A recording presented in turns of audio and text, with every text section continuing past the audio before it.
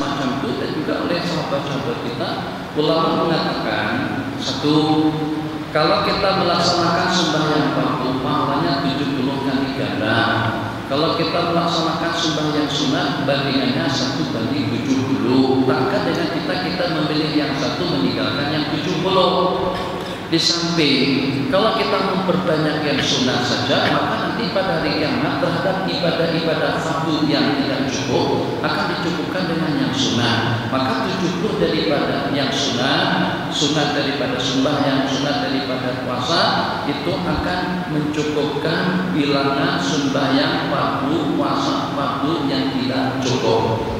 Nah, jadi supaya tidak menyita waktu, tenaga, dan juga kesehatan kita, tidak memproses tenaga kita, maka yang fardu kita bayar dengan yang fardu. Jangan yang fardu dibayar dengan yang sunat. Kalau yang fardu dibayar dengan yang sunat, kita boleh bengkrak. Tidak tentu kita mempunyai ibadah sunat yang memadai. Takut-takut kalau sembahyang selama 10 tahun, sejak daripada usia 15 tahun sampai berusia 25 tahun tidak pernah sembahyang, itu kalau mau digabung dengan sembahyang tarawih, tak kecukupan tarawih. Tarawihnya sekali kali salam saja, masuk kepada rakaat yang ke-11 sudah hilang. Amin, tidak kedengaran. Wallahu amin. Rakaat yang ke-11 tengok belakang separuh masih sudah ada orang, kosong separuh. Nah, kembali, jadi bijaksananya fatwa tadi itu yang mengatakan lebih elok melaksanakan salat qadhaan daripada sembahyang tarawih. Memang sebab tidak mesti harus sama antara niat imam dan makmum. Jadi imam niat mengerjakan sembahyang tarawih 2 rakaat, kita ikut qadhaan kita. Kalau qadhaan kita subuh berarti sama, imam niatnya sembahyang sunat tarawih, kita niatnya sengaja tuh mengerjakan sembahyang fardu subuh qadhaan tahun 2001. Tak disebut tuh, mereka dah tahu dah, mereka boleh ejak-ejak dimasukkan kemana yang ini.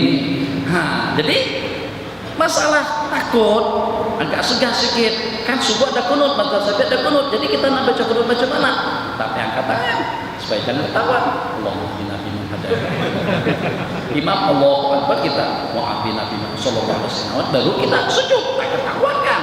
Apa subuh tak ketahuan, tapi maghrib macam mana?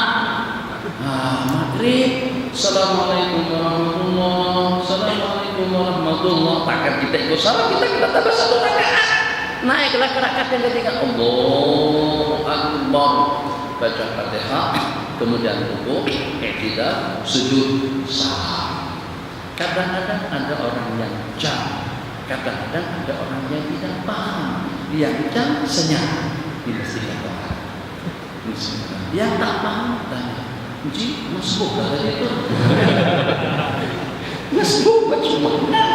Tarawih sejak daripada awal takbir imam, kita juga ikut takbir, kita tidak masbuk, tapi kenapa tambah 1 rakaat? Kita katakan ini rahasia. Tak boleh. Itu urusan kita dengan kemampuan Allah tentang mizan dan kisah. Jadi bagaimana dengan seorang wanita pelacur, sepanjang hidupnya jadi pelacur, boleh masuk surga hanya dengan memberi segelas atau secopak air minum kepada seekor anjing. Sebaliknya dengan seorang alim yang disebabkan karena riya dan sum'ah pada masa menuntut ilmu dan mengajinya, akhirnya itu menjadi asbab dia dicampakkan Allah ke dalam api neraka. Itu memang cukup membingungkan. Tapi saat ketika yang berbicara dan yang membuat keputusan tadi itu yang maha dengan segala-galanya, Allah gunakan leluasa mutlak ketuhanan Allah Jalla wa'ala, apapun yang Allah nakkan itu akan berlaku. Tapi tetap Allah maha adil dan juga maha bijaksana. Jadi misalnya katakan saja secara peraturan saya tidak boleh masuk istana, baik istana yang sewaan yang hak dari Cina dulu, Cina dia bangunan itu Cina kemudian istana yang hak dulu, atau istana yang negara yang baru saja dibuat yang ditempati sama Tuanku Sultan Abdul Ghani sekarang. Secara aturan kita tidak ada hak, sebab atas nama apa? Jemputan. tak ada jemputan, undangan, tak ada undangan, keluarga bukan keluarga, sepupu bukan sepupu, menantu bukan menantu. Tapi tuanku boleh buat keputusan dan boleh buat ketetapan untuk melayakkan saya menjadi tetamu istana. Itu pada saat dengan tuanku guna kekuasaan. Macam pula juga dengan Allah saat ketika memberikan suatu anugerah surga kepada seorang wanita pelacur. Sementara kalau dengan tuan guru tadi itu memang tuan guru tadi itu bersalah. Beda. Kalau dengan ulama, kalau dengan yang berbakti kepada kemaksiatan dan kemungkaran itu memang pasti dengan kemaksiatannya. Sementara dengan pelacur pun juga pasti dan pasti dengan kemaksiatannya dan juga dengan kemungkarannya.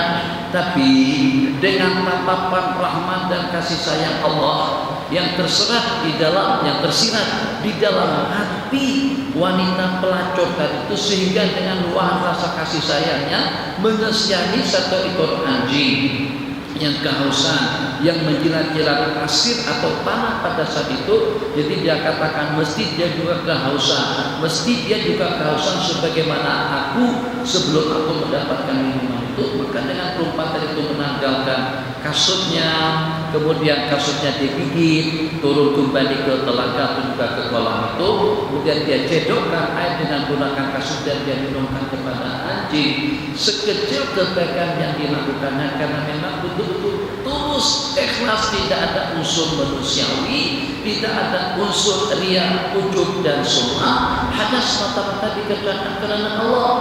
Kalau bukan karena kesian kepada si anjing dan itu, dia tidak akan melakukannya. Siapa yang menilai, siapa yang melihat, siapa yang memperhatikan, apakah nanti akan mendapatkan kenaikan pangkat, apakah nanti dia akan mendapatkan ganjaran pahala, itu sama sekali tidak terlintas di dalam kepalanya. Hanya semata-mata setia, hanya semata-mata karena Allah, hanya semata-mata dengan rasa kesian kepada binatang yang kehausan tadi itu. Maka dengan ahkamul hakimin, Allah yang maha adil, yang maha menilai dan juga yang maha mengetahui atas segala-galanya, kenapa itulah Allah anugerahkan surga kepada seseorang. Sebenarnya yang seperti itu bukan satu-satunya. Nabi kita bersabda, man qala la ilaha illallah, itu kalau dibanding-bandingkan dengan waktunya lebih lama mengambilkan air untuk anjing itu daripada orang yang mengucapkan dua kalimat syahadat. Lepaskan kasut, turun, cedok, naik, bagi, mungkin sampai 15 menit mengucap la ilaha illallah. Asalkan tulus ikhlas karena Allah, dia pasti dan pasti akan masuk surga. Jadi muhasabah tetap secara adil dan bijaksana. Tidak akan ada orang yang dizalimi, tapi kena terdapat 99 rahmat Allah yang Allah tangguhkan. Satu rahmat saja Allah turunkan ke dunia, kasih sayang, hormati, harga menghargai, tanggung jawab dan lain sebagainya. Itu imbasan daripada satu rahmat yang Allah turunkan. Masih terdapat 99 rahmat Allah lagi. Maka pada saat tajalli Allah dengan rahmat yang 99 tadi itulah terkeluarnya ahli neraka daripada neraka, yang walaupun terbagi dengan bermacam-macam kejanggalan dan kemungkaran, tapi ternyata Allah kaut. Jadi dalam satu riwayat, summa qabadallahu qabdatan, kemudian Allah cedok kembali penghuni neraka dengan qabdah, dengan genggamannya Allah. Dalam berapa triliun jumlah bilangannya tidak ada yang tahu, tapi yang pasti tidak dapat dihitung. Itu diantara daripada imbasan rahmat yang 99. Makanya itu Allah berpesan kepada kita semuanya, la taqnatu, la tayasu min rahmatillah. Jangan sampai berputus asa daripada rahmat Allah, sebab kita memiliki Sang Pencipta yang Maha Pengasih dan Penyayang. Silakan Pak.